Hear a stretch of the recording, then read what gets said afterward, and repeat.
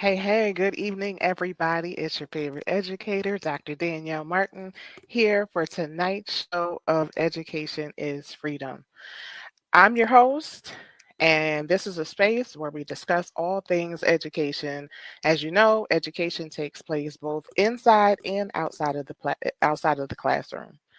In this space, I invite fearless, purpose driven leaders, change makers, and advocates from all over to discuss education. So I have two guests tonight. Normally I have one, but I have two amazing guests tonight, and I'm so excited to introduce them to you. So before I bring them on, I'm going to just read a brief bit of their bios. I have tonight on the show Doctors Chris and Lynette Hunt.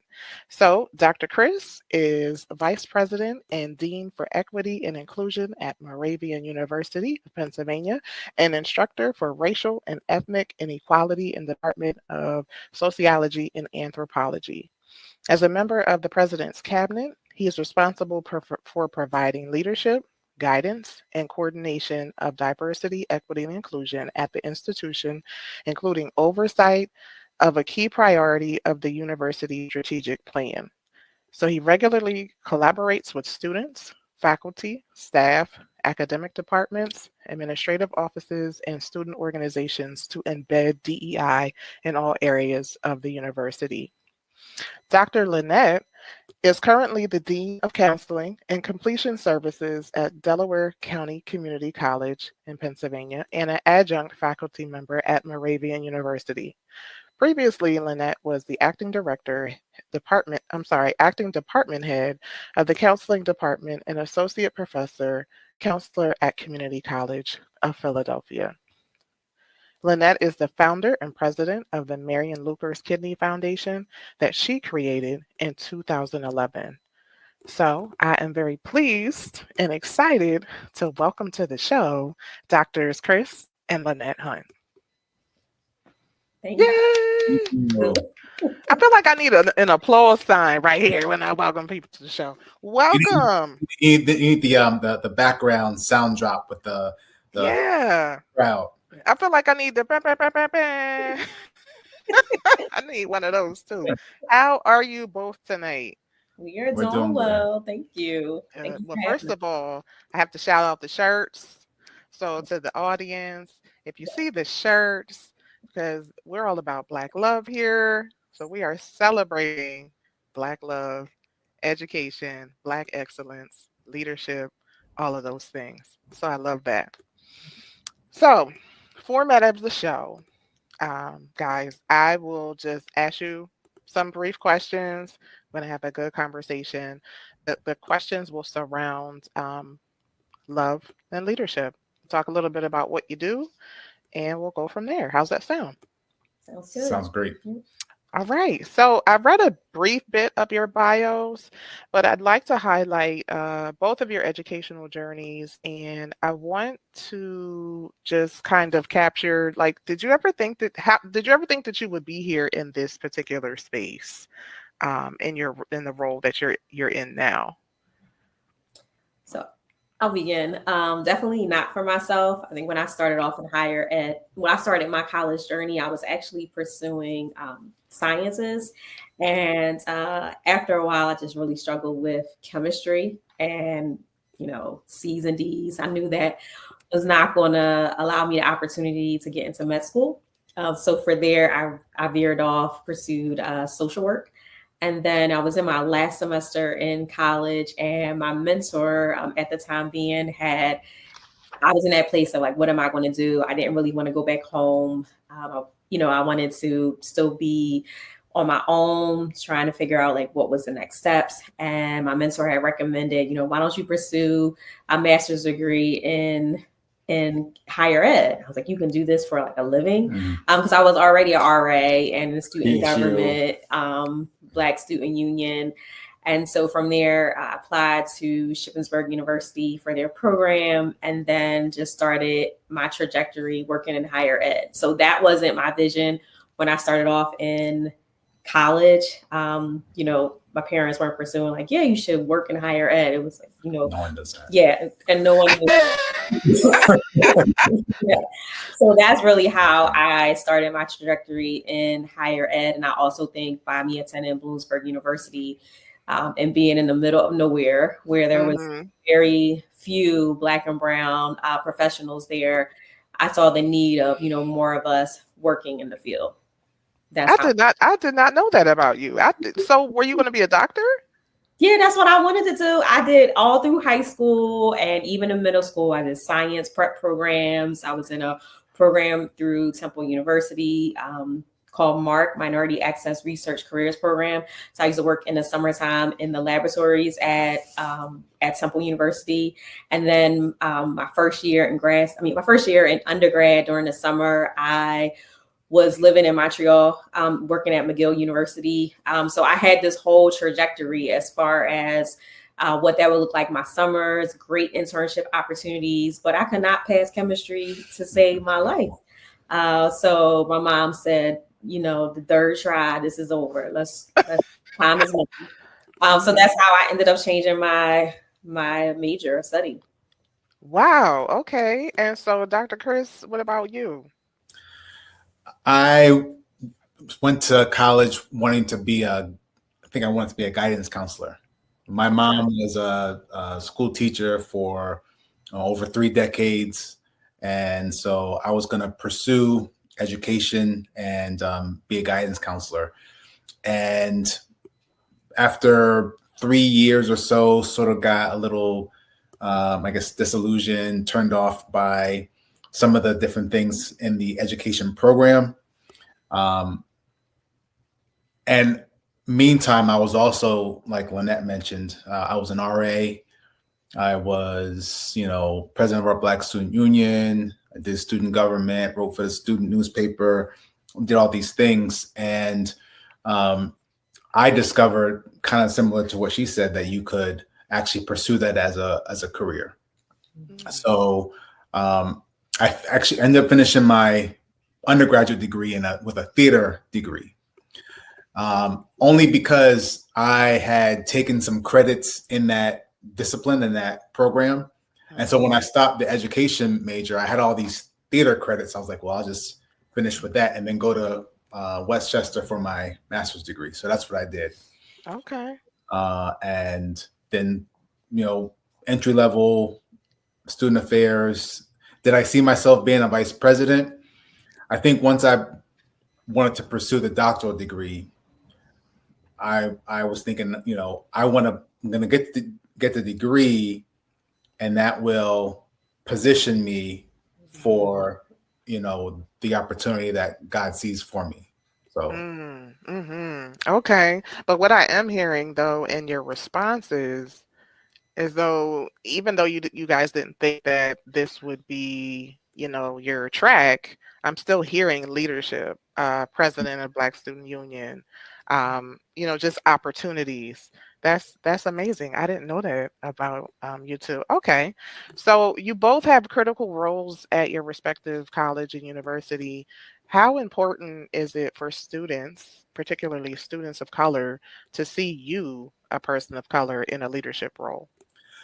I'll start with that one. I just celebrated a birthday a couple of days ago. Happy birthday! Thank you, and got a lot of shout outs from family, friends, but really from former students of mine. I just got one a few hours ago from a student. When he was here, he said to me, Dean Hunt, I didn't see you every day. There are some weeks when I didn't see you. Maybe I wouldn't see you for a couple of weeks, but I just knew you were here on campus. And that meant everything to me. That meant that he said to me, like, that made me feel like I had a place on campus. Yeah. So, especially when you're talking about predominantly white institutions, where when you walk into a room, it's like mostly white folks, that's fine. But, for us, we need to see somebody to feel like, okay, maybe I do belong here. That's what students say to me. And I also know that's true because when I was a student, I had a mentor who looked like me, took me under his wing, and I try to emulate what he did for me now that I'm in my professional career. Yeah, yeah. Representation matters is Yeah. what I'm hearing from that response. Lynette, did you have something you wanted to add? I would say I really, just to piggyback off of what Chris said, I think representation, connection is so key for students. And I remember as myself as a student, the who's who as far as the Black faculty on campus Mhm. and being invited into their homes, like that's what cultivated my experience. And also just having that connection that grounded me and helped me throughout my 4 years at the institution. I think even with that, for us, by Chris working at Moravian University, he provides this opportunity. And some of this part I don't get since I'm at a community college, as far as the transition from first year to senior year and watching the students make that trajectory and their growth and their development. But we always have like students over for dinner, the Black Student Union, different events. We have like the cookout in the back of our house, and students just having that place. And then also being able to see the two Black doctors, like, oh, like both of you have doctorate degrees, like you both work in education. And I just think it gives an opportunity for students to be able to see what they can aspire to be and what that may look like within their communities. And we're always encouraging students to remember like who they are and who they represent. That's so good. Very well said. Well said. I think there were some students at your wedding. Do I? Yeah. Yes, yes, Yeah. yes. Yeah. Yes. Current and former students were at our wedding. Yeah. Yes. Yeah. That's amazing. And it's so important to be able to see ourselves in somebody else. And I think too, um, just the celebratory factor, like when you get on campus at a PWI, when you see each other, it's like, yes. Mhm. Or, you see a Black professor or somebody on staff, it's like, yes, my advisor is Black. That immediate feeling, relation, that's very important. Well said. Thank you for those responses. And so, okay, in hearing that love and leadership even at work, um, what are ways that you advocate for your students in higher education? I think a lot of times families and parents in particular think that they may think that advocacy stops, at a certain grade level or once, they get out of 12th grade. Uh-oh. Uh-oh. Where am I here? Okay, I'm sorry, I hit a wrong button. I think that they think it stops at a certain grade level, and it doesn't. And so, what ways do you advocate for your students in higher ed? And what are some ways that your students can advocate for themselves? So I'm going to speak from the advising counseling Mhm. perspective. So I really try to encourage my students from the beginning to be able to understand, what their career path is, their educational plan. A lot of times students rely heavily on their advisor. And yes, we're knowledgeable, but I really think it's important for the student to understand like what courses they need, what their plan is, coming in prepared.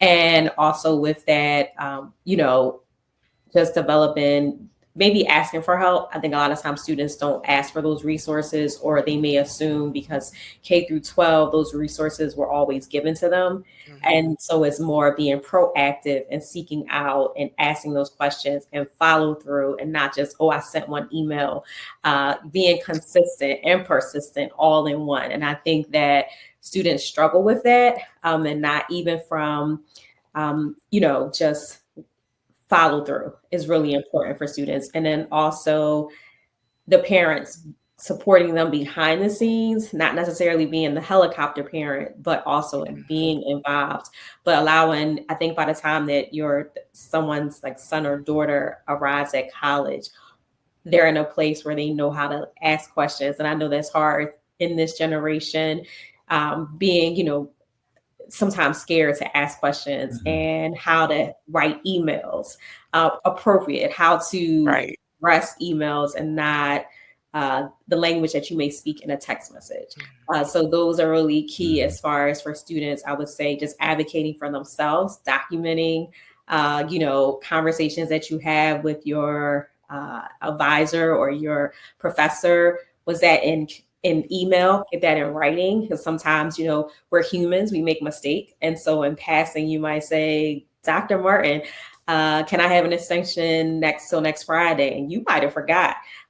So being able to do that follow through and say, per our conversation today after class, I will submit my paper next Friday. Those little things can help you in a really long way for students.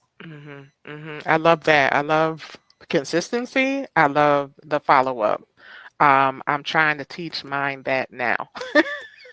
I mean, I've done a lot K-12, but now, they got a wake up call. You're on your own. And to part of what you're saying, I just don't want to say figure it out. I want to be able to give you a roadmap, but you're the one who has to do it. I can tell you all of those things, but you have to follow up. So I love that. Dr. Chris, you have anything to add on that?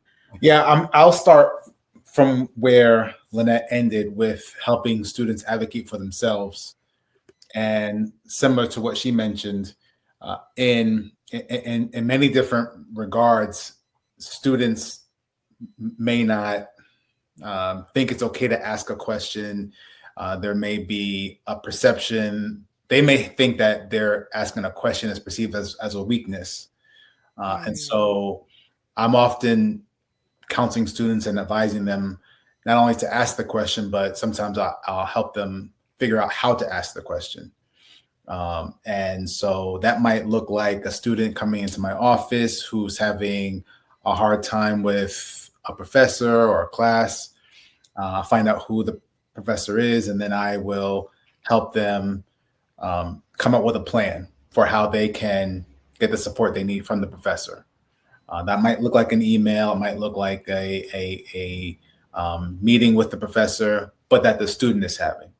And again, a lot of times, a student of color might come on campus and sort of get lost in the shuffle and think that, get that imposter syndrome, think that they don't belong, and think that they are, not supposed to be asking for help. So I try to advise them to get past, that feeling. So good. So good. So if you are just tuning in, I am here having a conversation about education and love and leadership with Doctors Chris and Lynette Hunt. So as a follow-up question to that, you all, you're doing it. Like, you're doing all the things. You're leading, you're, encouraging, you're inspiring. But as a leader and advocate for so many, how do you advocate for yourself? And how do you get the things that you need as you sit in leadership? What does that look like for you? What does it look like? I feel like we don't talk about the No. leaders enough, right? Like, we're pouring out consistently and helping and giving, but how do we get what we need? So I would speak for myself. It definitely is a work in progress for me, in that, as a leader where I sit at, I'm managing up, I'm managing across, and I'm managing down.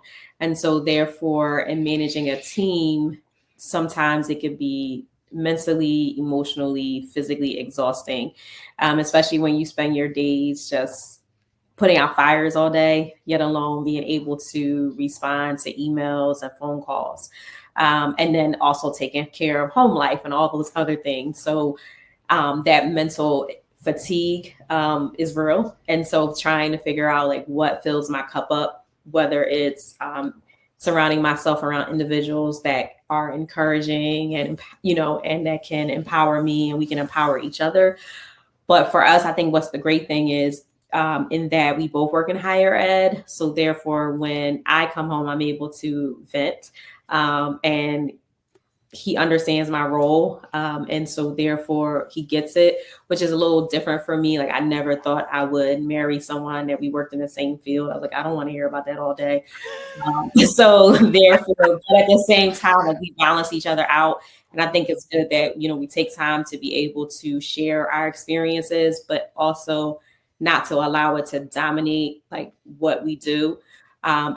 We recognize also when each other's like season, like this is the beginning of the semester is very just robust and it's exhausting, and you're starting off the fall spring semester and knowing like what time of the year where it's hectic. Like I know for him in June is really hectic because he has his summer program, and trying to be, mindful of that and encouraging each other, and also saying like, we just got 2 more weeks. We just got to push through. And then after that, we would have some downtime, and just also, I think for us, just trying to do like date night once a week, incorporating that, and even incorporating devotional evening for us once a week is really helpful for us to be like spiritually fed and encouraging each other, because we need that.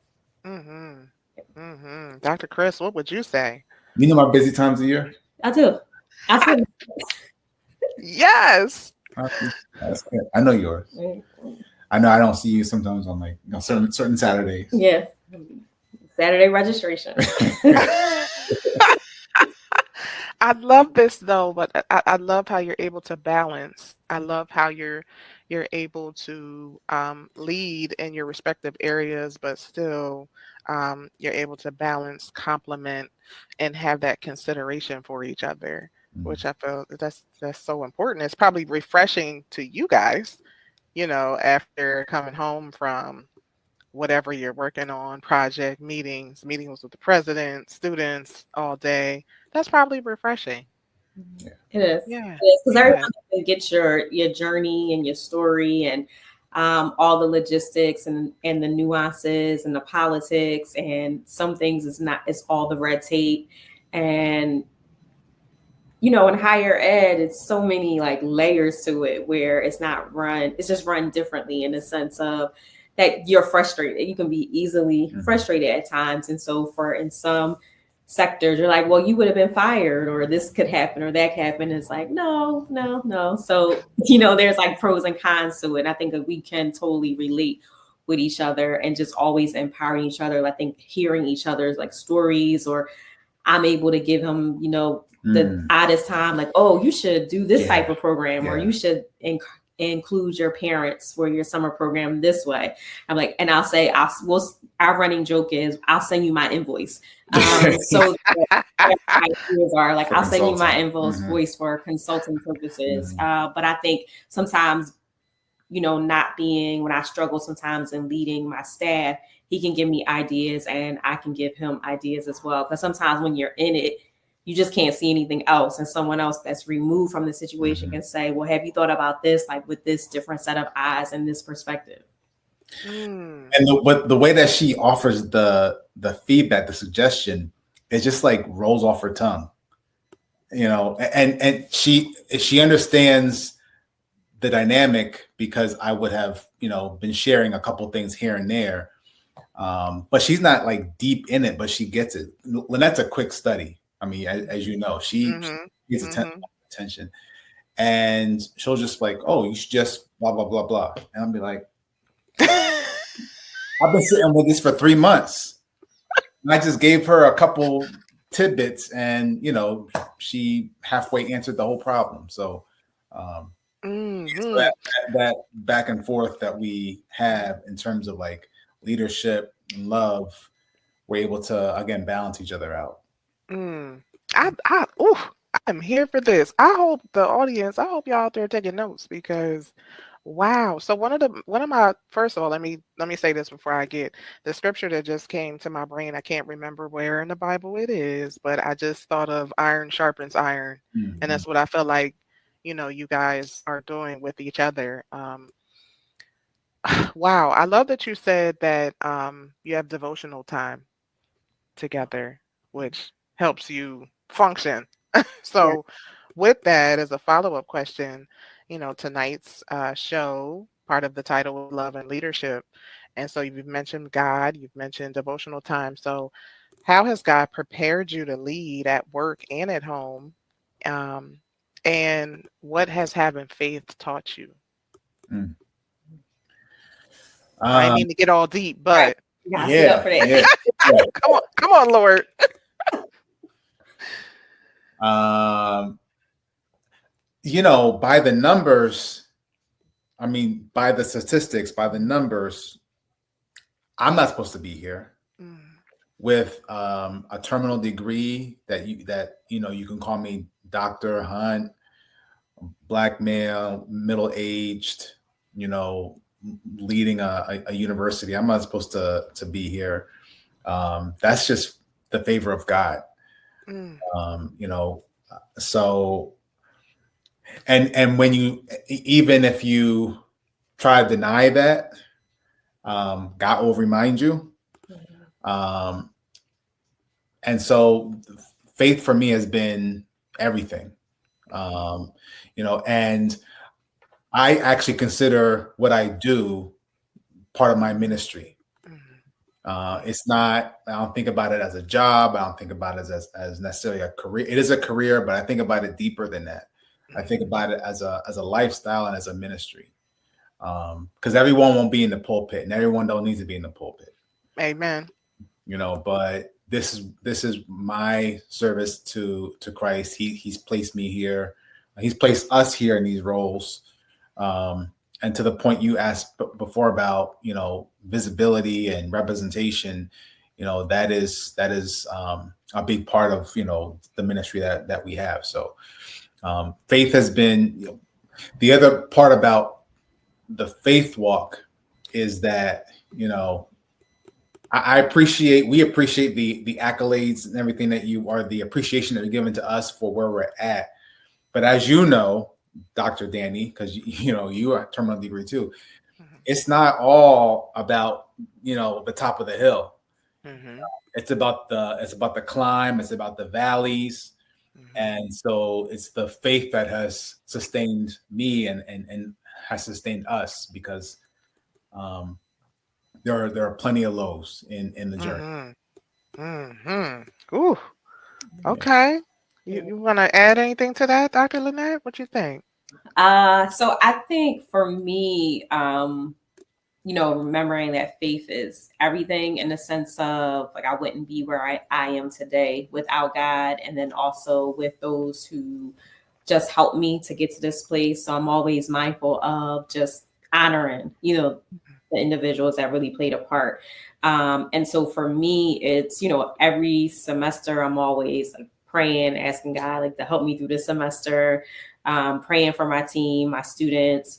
And even when students walk into my office, it's not, a lot of times people will say like, I feel the love of God like in your space, or just looking around. And so in that moment, I think, you can pick up on someone that's a believer, based on like their energy that they give, or just, sometimes you just know. And so with that, at the end of the day, people will always remember how you treat them. And so Mm-hmm. it's not about, a lot of times, even when I introduce myself, I don't say like I'm Dr. Lynette. I don't, because I'm always mindful of, I just want people to see me and not see the title. And Mm. so, you know, but also remembering that I'm also a representation, of God, and also, having my doctorate degree. And I think for me, faith is just important. Like sometimes when I am depleted, like Chris, his faith, for God is on 10 plus a lot of times. And he's an individual that really like loves what he does. Like for him working in higher ed, this definitely is his ministry and pouring into students. So a lot of times for me, I am rejuvenated being around him and like seeing his presence with the students and how the students like love and adore him. It's like, oh yeah, that's why I work in higher ed, because sometimes you forget when you're burnt out, and when you climb, you are, God allows you to be elevated. Sometimes you're a little bit removed from that direct interaction with students, because you're in meetings all day, and you forget that, or may not have as many like direct experiences. So just trying to be like intentional in what I do, and being steadfast is just really important to me. Mm. I love that. I love that this whole conversation, especially, seeing what we do as a ministry. It really is. We this is so back to the original, like my first question about how you got here and where, you thought you were going to be a doctor, you thought you were going to be a guidance counselor. Um, it was God's plan to have you seated where you are. And I just think that I can't even describe, what I'm feeling right now, but that's amazing. That's amazing. But more importantly, you were obedient to the calling. Um, Yeah. yeah, I just had to let that marinate. Yes. Because for me, as you were talking about the terminal degrees and everything, I was not trying to go back to school. I Mm, was not trying to do this. This mm, really was an act of obedience, and mm, I ran from it. mm, I ran from it for about 7 or 8 years. mm. Um, and God has a way of just running up on you like, hey, this is what I need you to do. And Right. so here I am. And so I love that you too see your work as a ministry. And it's a ministry that is so necessary. So necessary. A lot of our young people are just in trouble in more ways than one, not just academically, but my goodness, all of the things. Yeah. Mm. And so to have believers, to have someone who looks like me, to have somebody's office I can just go in and just sit down and have the peace, Mhm. Mm. come over me in this day and age. I mean, always, but in this day and age, with what these young people are facing, or even adult students, is necessary. Wow. So thank you for that response. Dr. Chris, I want to hit you for a second. And can you talk about and highlight the work that you are doing with young men of color? Yeah, sure. Thank you for the opportunity to talk about that. So there are many different um, uh, initiatives that I'm a part of to uplift young men of color in college. One of them is called the Black and Latino Male College Readiness Program of the Lehigh Valley. And so what we do is we'll work with local area school districts, guidance counselors, principals, superintendents, and we invite rising 10th, 11th, and 12th graders to campus for an immersive, intense 5-day, 4-night experience. They stay on campus, and then I invite dozens of Black and Latino male leaders in this area to just pretty much speak into them. Mm, And so they'll talk to them about, the college enrollment process, financial aid, admissions. They'll talk to them about what it's like to be on a college campus, but then they talk about life in general and how to mhm. navigate life as a person of color, as a man of color in particular. And it's been great. We've had somewhere close to 70 students over the past 2 summers come to campus.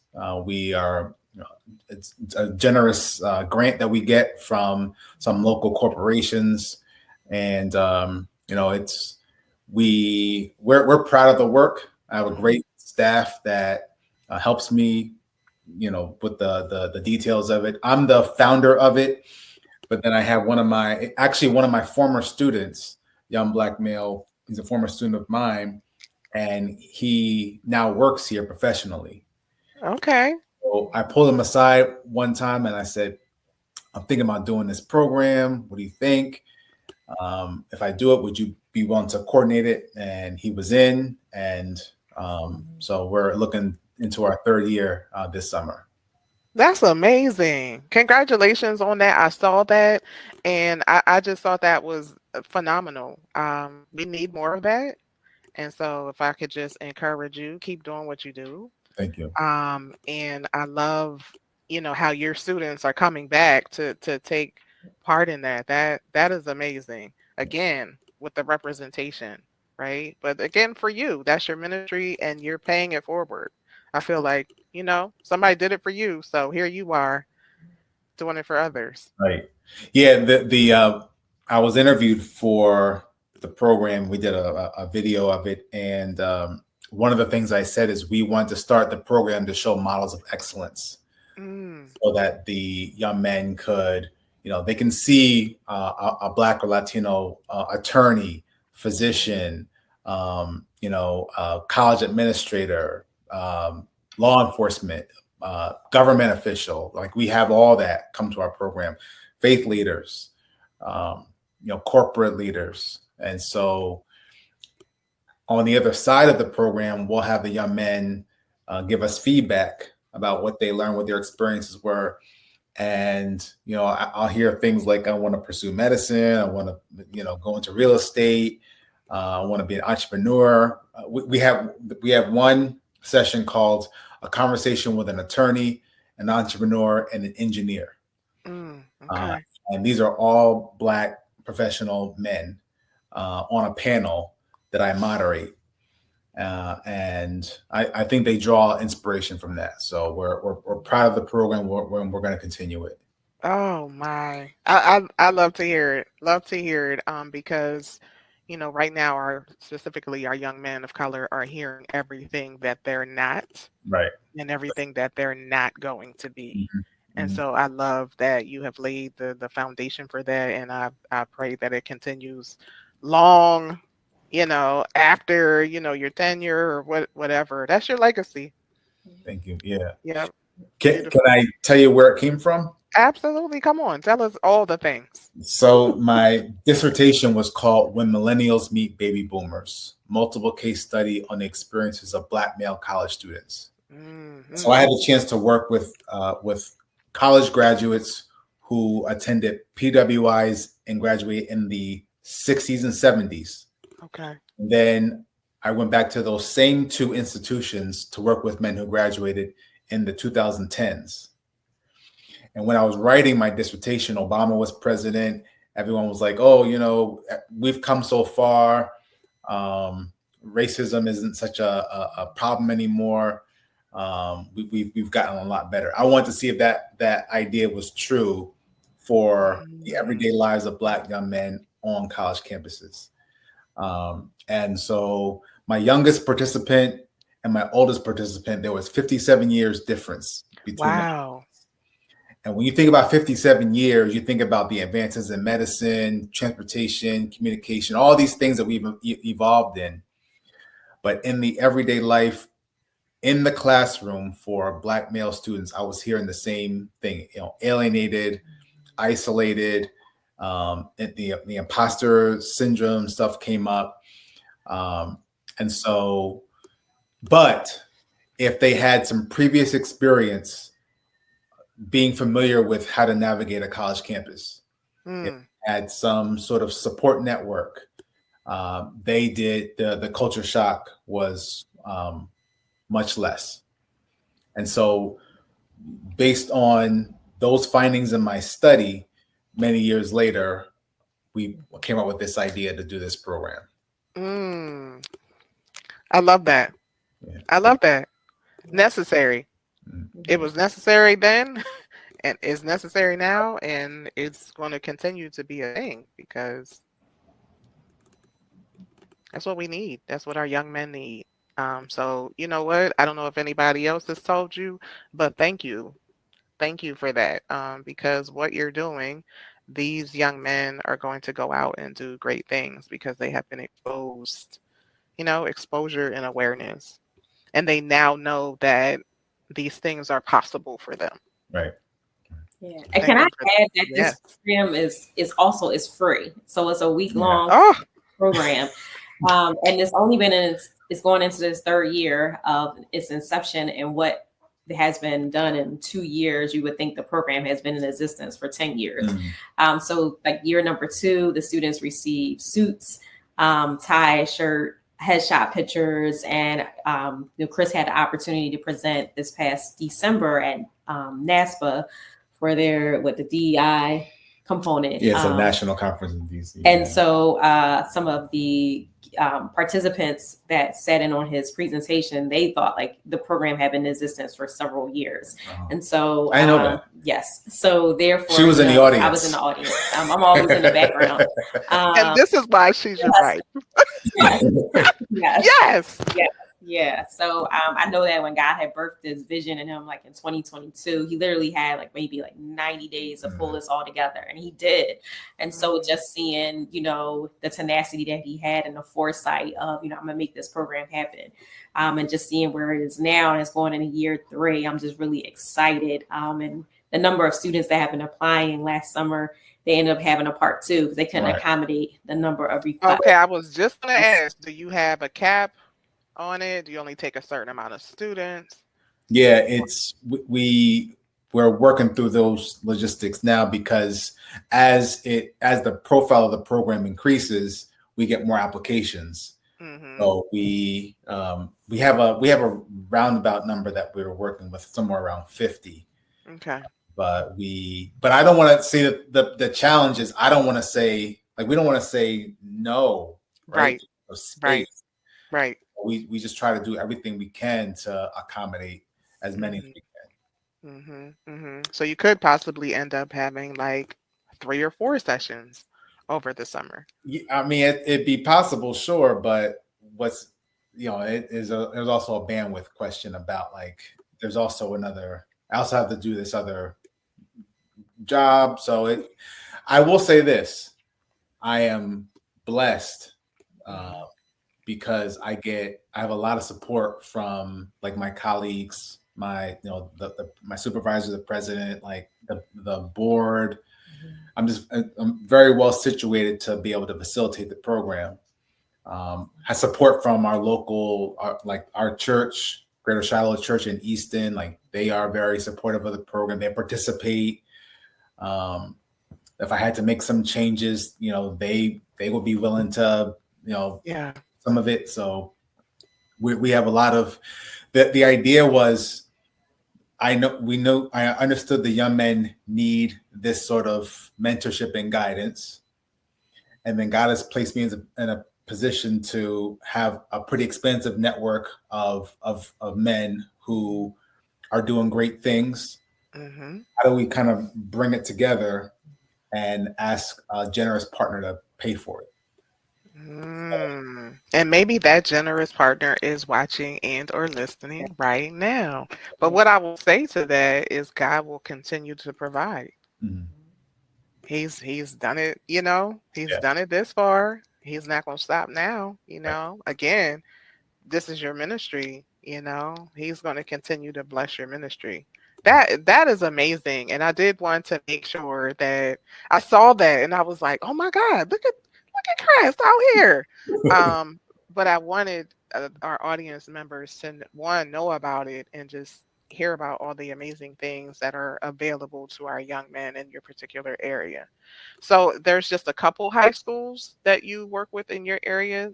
How many high schools? Yeah, there's several. I mean, we Okay. concentrate on the major local area, school districts. So that's going to be Allentown, Bethlehem, and Easton. But then it's the entire region that we invite. And we've actually had participants as far away as Connecticut. We had some applications from Texas. I'm not exactly sure how they found out about it. Our church has a branch campus in the Pocono region. Okay. So we had some participants come down from East Stroudsburg and that region. So at this point, we are up to probably over 24 different high schools that have been a part of the program, one way or the other.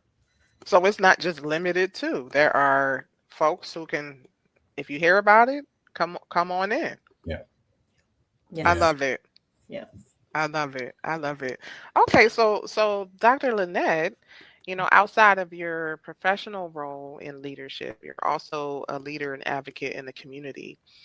Can you speak to us about how you're bringing awareness to the community about kidney disease? Yeah. So in the Black and Brown community, we are definitely impacted by kidney disease, high blood pressure, diabetes. And with this, just raising awareness as far as how being on dialysis can really impact us. So I started the Marion Lucas Kidney Foundation in honor of my mom, who passed away in 2009 of end-stage renal kidney failure. And so with that, my mom was, high blood pressure. She had a heart attack. As a result of a heart attack, was placed on dialysis for about 5.5 years. Now, with that process, my mom was reluctant as far as me being screened to possibly be a kidney donor for her. There's a lot of myths within the Black and Brown community about, organ donations and everything that we hear about it. So by the time I educated myself about the process, my mom's health had really deteriorated for her to possibly be a candidate. So with this, the purpose of the organization is to raise awareness about kidney disease and prevention, support individuals and family members. So there's a couple of different things that we do within the organization. We have a scholarship for high school seniors impacted by kidney disease. We've been doing this for about 5 years. We've given out about like 17 scholarships. And the goal is to support higher ed funding. So with that, for me, yes, I work in education, but I also understand that college is not for everyone. But I do believe in training, some type of form of a training certification. So you can be directly or indirectly impacted by kidney disease. So whether like your family member has kidney disease, or as a high school student, you've been impacted by kidney disease. And there's some, high school students that we've met that have been afforded the opportunity for the scholarship where they were diagnosed with kidney disease at 3 years old, 10 years old, and just supporting that effort with them. And also we have a component for students attending Community College of Philadelphia, supporting those students as well. So we have that piece as far as the education piece. My mom was a huge proponent of education, so wanted to honor that piece. And then also with our organization, we have the Vera Williams Holiday Helping Hands, where we provide holiday gifts to dialysis patients. In 2013, one of our unsung hero recipients was nominated by her daughter because she would provide gifts to dialysis, her own peers. She was on dialysis.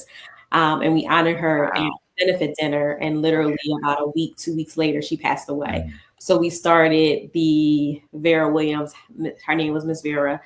We started the Vera Williams Holiday Helping Hands in honor of her. So we just did year 11 of that, in providing gifts for dialysis patients.